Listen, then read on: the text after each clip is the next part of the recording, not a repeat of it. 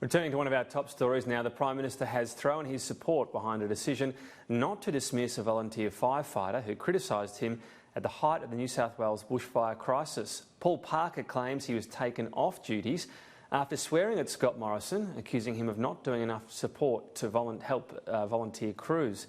Danica DiGiorgio joins me now live for more. Danica, the New South Wales RFS is denying this claim, saying they've reached out to him as well and said it's not the case. He's been dismissed. He's still an active member.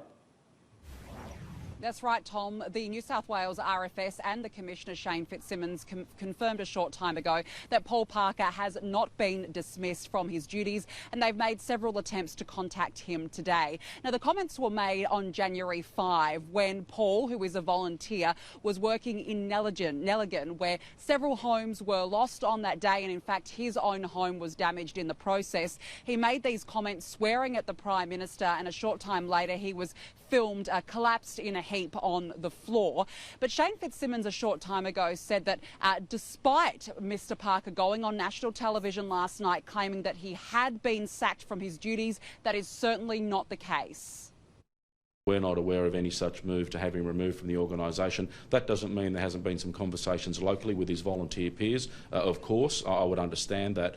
But dare I say it, he is representative across a very broad workforce that were very tired, very emotionally drained, very emotionally charged through what was a truly traumatic, confronting and tragic fire season.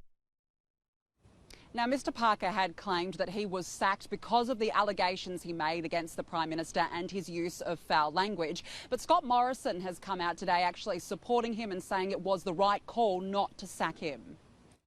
I understand Paul was feeling incredibly exhausted and incredibly drained by those events, and he was working his tail off defending his community.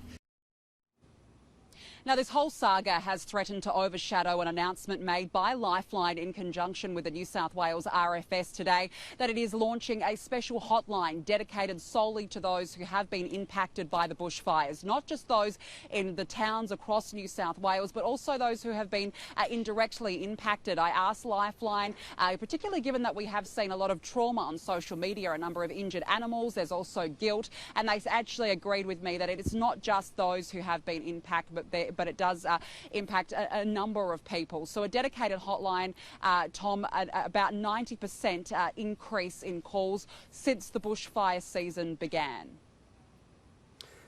Danica, thank you. Yeah, no surprise reaction today, but certainly the Prime Minister not entirely supporting that worker's right to speak out, particularly at that very fraught time.